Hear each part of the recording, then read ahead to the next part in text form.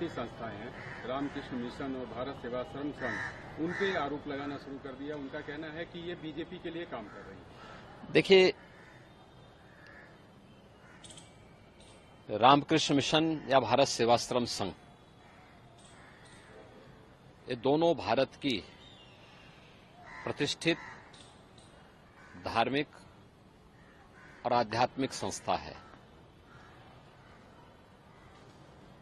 इनके द्वारा जो कार्य किया गया है, रामकृष्ण मिशन स्वामी विवेकानंद के आदर्शों पर चलकर के पूरे देश और पूरी दुनिया के अंदर सनातन धर्म के मूल्यों और आदर्शों को, भारत के आध्यात्मिक मूल्यों को देश और दुनिया तक पहुंचाने में बहुत ही सराहनीय कार्य किया। सांस्कृतिक और आध्यात्मिक मूल्यों की स्थापना के साथ साथ सेवा के क्षेत्र में भी रामकृष्ण मिशन का बहुत सराहनीय योगदान है। ऐसे ही भारत सेवाश्रम संघ या भारत का सनातन हिंदू धर्म का एक प्रखर आध्यात्मिक और सांस्कृतिक संस्था है। स्वामी प्रणवानंद जी के मूल्यों और आदर्शों को लेकर के भारत सेवाश्रम संघ में देश और दुनिया में भारत के सनातन धर्म के मूल्यों और आदर्शों के लिए बहुत ही सराहनीय कार्य किया। सेवा के विभिन्न प्रकार के प्रकल्पों को भी दुनिया के अंदर ये संस्था लेके चलती है। लेकिन जैसा इंडी गठबंधन है, कांग्रेस और उसके सहयोगी दल टीएमसी हो, समाजवादी पार्टी हो या आरजेडी हो या आम आदमी पार्टी हो, जैसे इनकी प्रवृत्ति है, इन लोगों की पूरी राजनीति हिंदू विरोध पर आधारित है।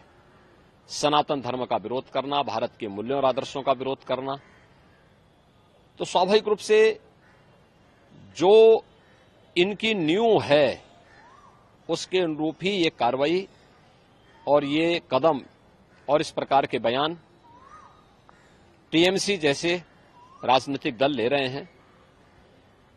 ये इनकी हार की बौखलाहट को प्रदर्शित करता है।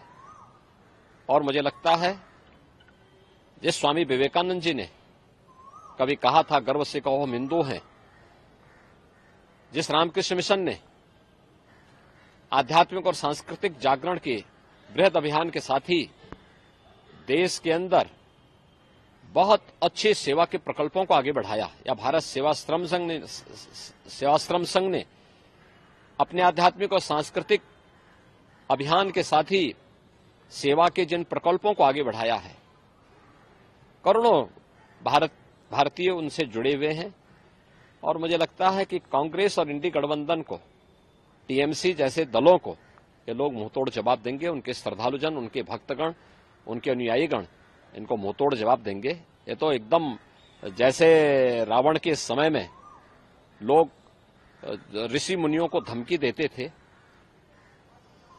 उसी प्रकार की स्थिति इनके द्वारा पैदा करने का प्रयास हो रहा है। लेकिन ये सनातन धर्म है, इस प्रकार के गिदड़ी भपकियों में डरने वाला नहीं है, इसका मुंहतोड़ जवाब देगा। एक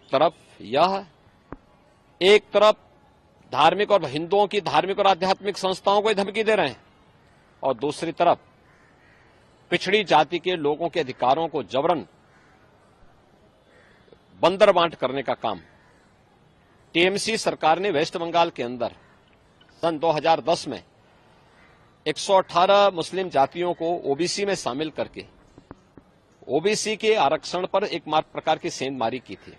पिछले 14 वर्षों में लाखों पिछड़ी जाति के लोग इन सुविधाओं से वंचित हुए होंगे। इसके लिए बंगाल की ममता बनर्जी की टीएमसी की सरकार को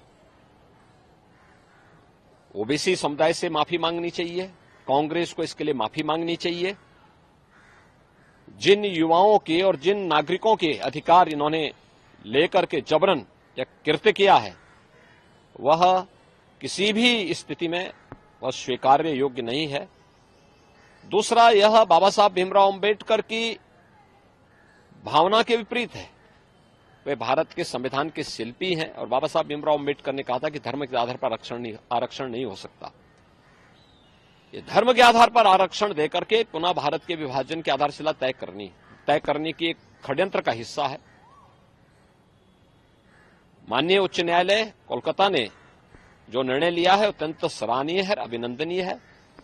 टीएमसी और इंडी गठबंधन, कांग्रेस समेत इंडी गठबंधन के सभी दलों के मुंह पर एक जोरदार तमाचा है। महाराज जी, क्या लगता है कि पश्चिम बंगाल की सरकार